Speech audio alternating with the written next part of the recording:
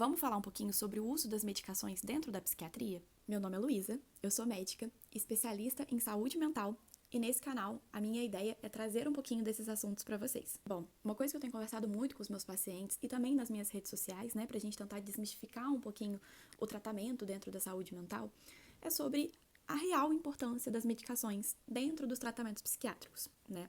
Muitas pessoas acham, têm essa opinião equivocada, né, de que os tratamentos dentro da psiquiatria, eles envolvem única e exclusivamente o uso das medicações, dos fármacos, né? Sendo que, na verdade, as medicações, elas são importantes, elas têm ali o seu grau de importância dentro de um tratamento, né, médico, porém, só a medicação, ela não faz milagre. A gente precisa de outras coisas bem ajustadas para que a gente tenha um tratamento melhor. Então, vamos lá. Quais seriam essas outras coisas tão importantes dentro de um tratamento psiquiátrico? Eu costumo dizer que um tratamento dentro da psiquiatria, ele é como se fosse um trilho de trem. Quem é meu paciente está assistindo o vídeo sabe que eu costumo usar essa analogia, né, com muita frequência. Então, o que isso significa?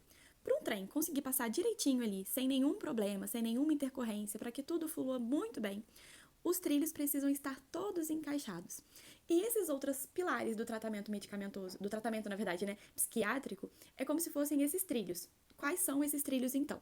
A gente precisa ter uma boa noite de sono, uma alimentação adequada e individualizada. Precisamos de exames laboratoriais com frequência. Por quê? Nesse ponto, eu gosto sempre de explicar. Tem algumas coisas dentro dos exames laboratoriais que a gente consegue avaliar e, em alguns casos, existem sintomas que podem estar piorando o seu quadro psiquiátrico. Por exemplo, um paciente que tem um hipotiroidismo que nunca descobriu e está ali, cada vez mais se avançando, né? Os hormônios da tireoide cada vez mais piorando. A gente sabe que o hipotiroidismo tem sintomas depressivos. Então, às vezes, eu estou tratando uma depressão com a medicação. A pessoa tem tido uma melhora, mas ainda não está nem perto de ter uma melhora 100%.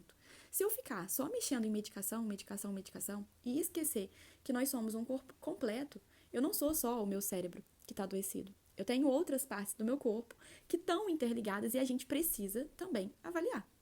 Então, hormônio da tireoide é uma coisa importante de ser avaliada. Vitamina D, vitamina B12, ferro, ferritina. Se eu tenho uma anemia por deficiência de ferro, aquela pessoa vai estar extremamente cansada, sem energia, sem vontade de levantar.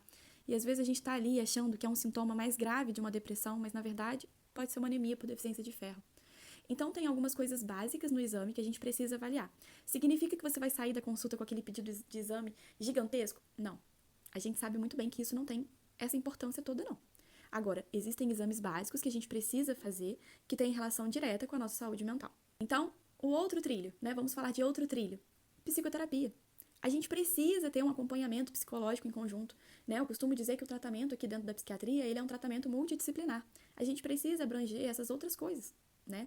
Então, se eu tô ali só com a medicação, medicação, medicação, e eu não tô buscando e me aprofundando na raiz do problema, se eu tenho um caso de ansiedade, por exemplo, e eu tô só com medicação, mas eu não oriento aquele paciente a ir para uma psicoterapia, a entender de onde que está vindo essa ansiedade, quais são os gatilhos para essa ansiedade.